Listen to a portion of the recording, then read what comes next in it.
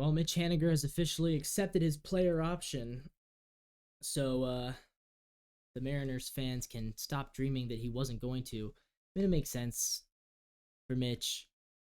You can't really turn down $15.5 million, even if Mitch knows deep down that maybe he doesn't necessarily deserve that because he wasn't good last year. I hate to say like we're stuck with him. I hate to word it like that, but we kind of are. I mean, we're kind of stuck with the guy. And whatever. I mean, he's on the team, so it's our fault for trading for him after. I mean, we the Mariners specifically said we don't want to pay him $15.5 million a year. And then after one season of him being injured and bad, they were like, "Oh, actually, we do want to pay him $15.5 million a year, so let's trade for him and that contract that we initially said no." It's just stupid ownership at that point, but what do you know? And it's also just stupid Jerry Dipoto, but whatever. So yeah, Mariners. Haniger's coming back, most likely. I mean, we assume because I don't think the team has the balls to cut him. Two things on that. A, if you cut him, you are literally throwing $15 million down the drain. If you keep him as a fourth outfielder DH option, at least he's there. At least he's on the field. He's a leader. He's a clubhouse leader, which is a good thing. And B, it's like,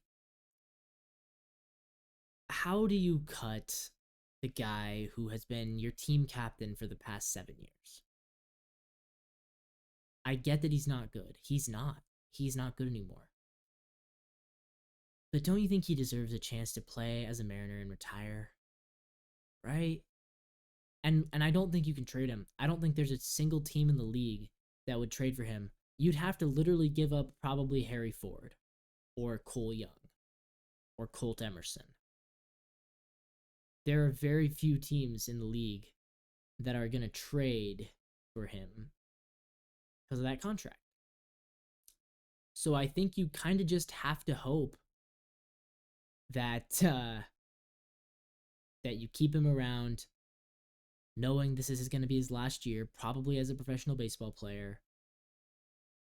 You're going to have to pay him anyways. And look, if he sucks after 2 months, you make a really hard decision. But it also just depends on where your team's at. Like, that's the thing. I'm of the opinion that the Mariners probably aren't going to be a playoff team next year. So you might as well let him play and see what he can do. And maybe he gives you some life. Maybe he gives you a spark. I don't know. Maybe he does. Maybe he turns out that, he's going to have a comeback season. Maybe he does. Maybe he does have a comeback season.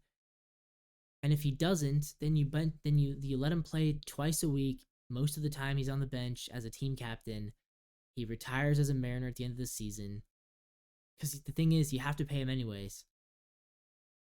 Now, the scenario where you cut him is the scenario where you get off to a hot start, you're in the playoff mix, but it is clear that he is not contributing at all, and you need to free up that roster spot for somebody else. And then that becomes a really hard conversation. Because how do you cut the guy who's been your team captain for 7 years? It's tough to do that.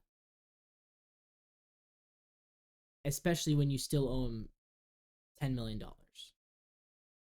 You owe him 7-figure money. And he's been your 8-figure. You owe him 8-figure money, and he's been your team captain for 7 years. How do you cut him? But that might be what they have to do, but I kind of hope that's not. I hope he has a bounce back season. That'd be more fun.